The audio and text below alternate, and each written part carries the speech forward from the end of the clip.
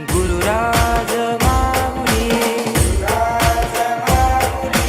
गुरुराज माऊली मार्ग आम्हा दाविली